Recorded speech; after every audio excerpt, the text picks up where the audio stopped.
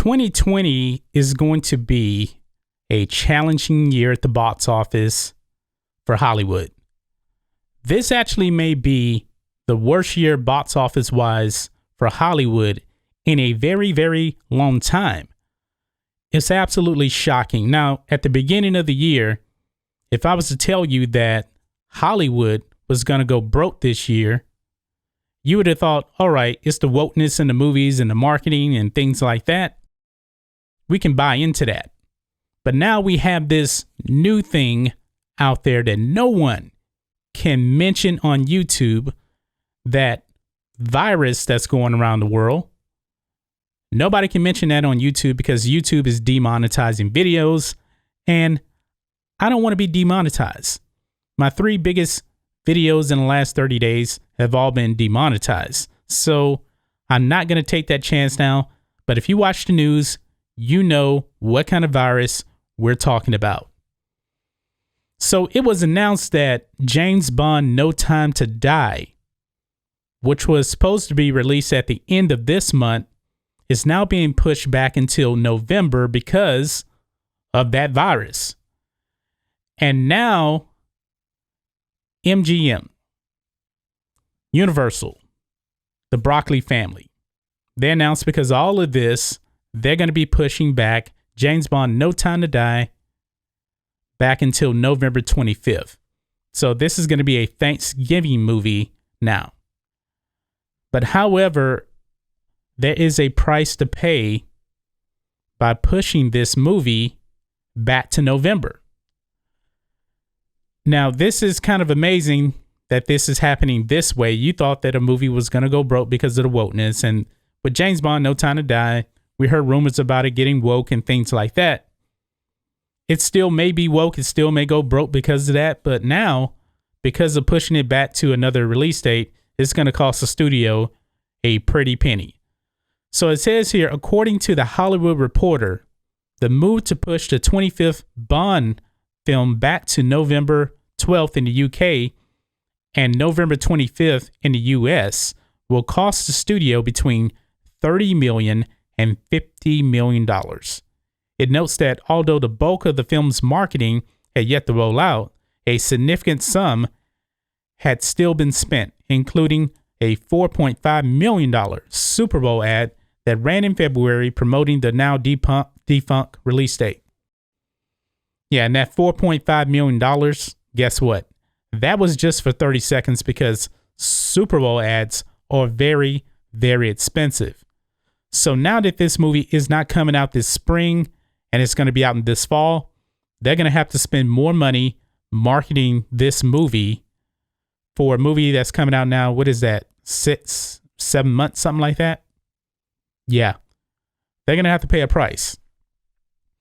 And now talking about this virus, I don't think they're really talking about it affecting the U.S. market. They are worried about China because the word is China's theaters, they're pretty much closed.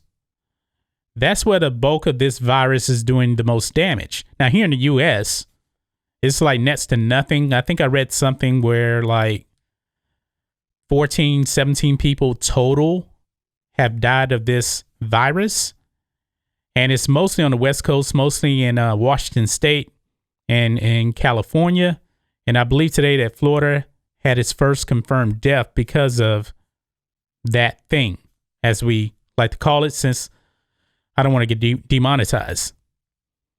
Now, this is a panic move, I believe, but I guess it makes some kind of business sense because the China box office was going to be a significant portion of any kind of profits that will come in from James Bond No Time to Die.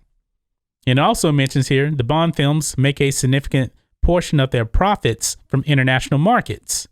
The last film, Spectre, made over $679 million from overseas theaters in 2015, with over $84 million of that total coming from China. China is in control of the box office for 2020, and it doesn't look good for Hollywood. This is going to be a very, very challenging year until they get this thing under control. Now, am I kind of surprised that they actually pushed it back? No.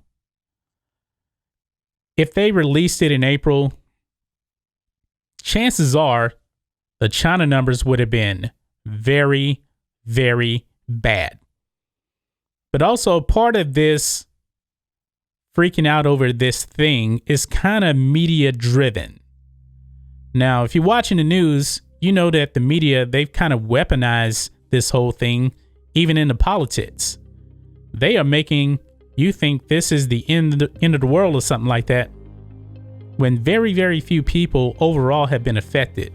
Now, last year, people that had the regular flu, over 80,000 people died of the regular flu just here in the US.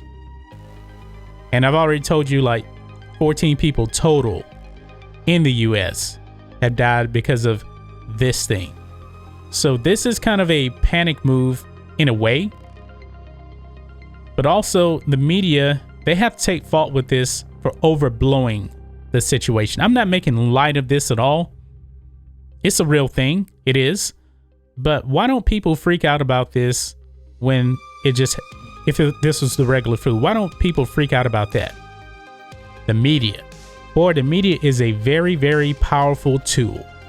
And now it has forced James Bond No Time to Die to rethink its marketing and release date.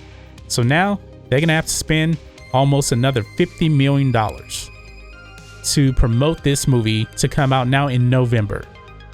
You gotta love it. That's the power of the media. But that's just my thoughts on this. What do you guys think of this? James Bond No Time to Die, the studio is set to lose $50 million because they have to promote this movie once again. This is a lot of money, man. That is a lot of money.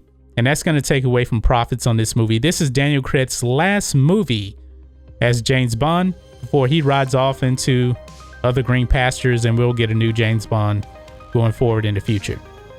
So guys, let me know what you think about all this in the comments. If you're new here to the channel, please hit subscribe to catch future videos from me, and we will catch you on the next video. John Matrixx, out.